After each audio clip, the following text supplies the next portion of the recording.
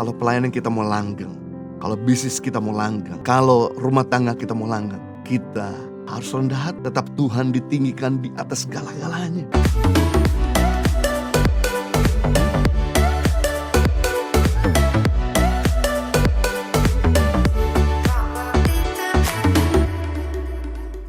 Yang kedua, ciri-ciri orang yang berintegritas memiliki kerendahan hati. Daniel pasal 2 ayat 27 dan 28. Daniel menjawab, katanya kepada raja, rahasia yang ditanyakan tuanku raja tidak dapat diberitahu kepada raja oleh orang bijaksana, ahli jambi, orang berilmu, atau ahli nujum. Tetapi di surga ada Allah yang menyingkapkan rahasia-rahasia. Ia telah memberitahu kepada tuanku raja Nebukadnezar apa yang akan terjadi pada hari-hari yang akan datang. Mimpi dan penglihatan-penglihatan yang tuanku lihat di tempat tidur ialah ini. Nah, ketika Raja Nebukadnezar mendapat mimpi dan tidak ada seorang pun yang dapat mengartikannya, maka raja mulai marah dan mengeluarkan perintah jika tidak ada seorang pun yang mampu menjelaskan mimpi daripada Raja Nebukadnezar. Karena raja sendiri tidak mau memberikan penjelasan apa yang dia mimpikan, supaya jangan sampai ahli mujung dan orang-orang berilmu ini membohongi atau mereka-reka. Dan ketika raja tahu bahwa tidak ada yang mampu menjelaskan dan mengartikan mimpi, maka raja berketetapan membunuh semua orang cendekiawan, ahli mujung di Babel.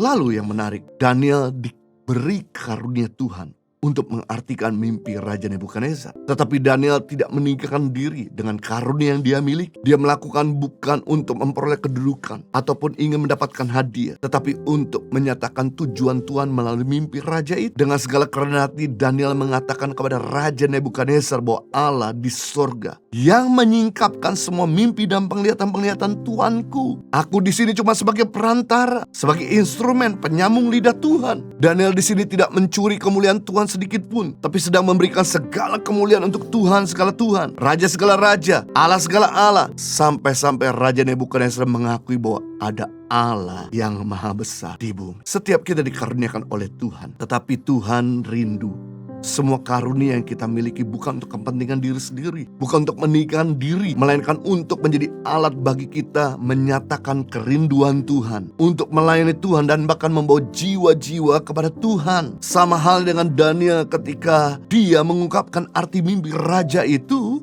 dan malah membuat Raja Nebukadnezar jadi menyembah Allah yang benar. Selama ini dia pengen disembah, tapi ternyata matanya terbuka. Ternyata ada Allah yang memang layak untuk disembah oleh Raja Babel. Itu semua terjadi karena Daniel tidak mencuri kemuliaan, tapi meninggikan Tuhan dengan karunia dan talenta yang Tuhan berikan. Jika kita bisa dipakai Tuhan, itu karena kasih karunia Tuhan, bukan karena kuat dan hebat kita. Tujuan kasih karunia yang Tuhan berikan agar tujuan Tuhan terlaksana dalam kehidupan orang itu, dalam kehidupan kita, agar nama Tuhan dimuliakan dan jiwa-jiwa diselamatkan. Amat disayangkan kepada Lucifer, seorang malaikat pemuji penyembah di surga, yang karena dia merasa lebih baik daripada malaikat yang lain, merasa bangga dengan pencapaiannya, sampai-sampai ia ingin menyamai yang maha tinggi, ingin disembah, ingin berkuasa, ingin memiliki segala-galanya. Saat Lucifer menjadi sombong karena karunia yang Tuhan berikan, maka Tuhan mulai mengusir dia dari surga, menjatuhkan dia ke bumi, dan nanti dibuang ke neraka untuk selama-lamanya. Lucifer dari malaikat paling tinggi, karena kesombongan jadi malaikat paling rendah. Dari malaikat yang paling diberkat jadi malaikat paling terkutuk. Kesombongan adalah awal dari segala kehancuran. Tidak ada orang yang tetap ada di atas kalau dia sombong. Orang sombong akan selalu direndahkan. Coba bayangkan jika ada seorang salesman Coca-Cola, tapi kemana-mana dia jual teh botol. Dia dibayar oleh perusahaan Coca-Cola, dia difasilitasi oleh perusahaan Coca-Cola, dia diberikan juga bahkan kendaraan oleh perusahaan Coca-Cola, dia di-training oleh perusahaan Coca-Cola, tapi kemana-mana dia jual teh botol. Kalau Anda punya karyawan model begini, saudara apakan? Pasti saudara gak akan banyak berpikir, langsung pecat saja. Nah, hal yang sama, Tuhan sudah mengangkat kita dari yang dosa, dari sampah. Tuhan yang mengubahkan kehidupan kita menjadi baru. Bahkan Tuhan yang memberkati, memelihara hidup kita. Tuhan memperlengkapi kita dengan karunia-karunia dan kemampuan. Lalu kita tidak lagi meninggalkan Tuhan, melainkan meninggalkan diri kita sendiri atau institusi kita. No wonder seandainya Tuhan mengizinkan untuk dia memecat kita. Kalau pelayanan kita mau langgeng, kalau bisnis kita mau langgeng, kalau rumah tangga kita mau langgeng, kita harus rendah hati. Tetap Tuhan ditinggikan di atas segala-galanya. Daniel adalah manusia biasa, tapi karena ada Roh Kudus, maka Daniel menjadi man of God. Siapa itu man of God? Man of God adalah seseorang yang punya kemampuan seperti Tuhan. Siapa itu man of steel? Man of steel adalah seseorang yang punya kemampuan seperti baja. Nah, Daniel karena ada Roh Kudus jadi man of God. Dia memiliki kemampuan seperti Tuhan. Jika Roh Kudus pergi dari Daniel, maka Daniel akan menjadi manusia biasa. Contoh seperti Simpson. Ketika ada Roh Kudus, maka Simpson menjadi orang yang begitu powerful. Dia bisa membunuh 1000 orang Filistin hanya dengan satu rahang keledai di tangannya. Tapi begitu dia sombong, menyalahgunakan karunia-Nya untuk bukan tujuan Tuhan, tapi untuk kepentingan pribadinya, maka begitu Roh Allah pergi daripada Simpson, maka dia tidak lagi jadi man of God. Dia yang powerful jadi powerless.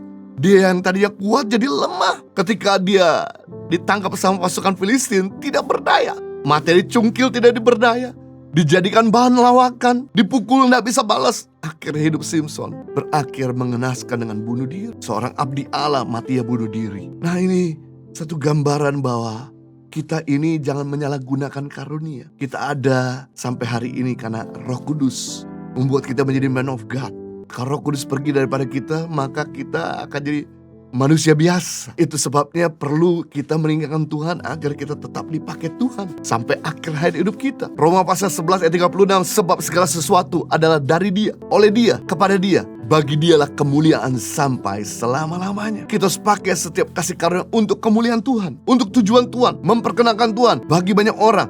Maka Dia akan terus mengangkat, mempercayakan, dan memakai kita secara lebih lagi. Jadi ciri-ciri orang yang berintegritas memiliki kerendahan hati bagi kemuliaan Tuhan. Impact Community Indonesia telah mengadakan 3 kali ibadah setiap hari Minggu.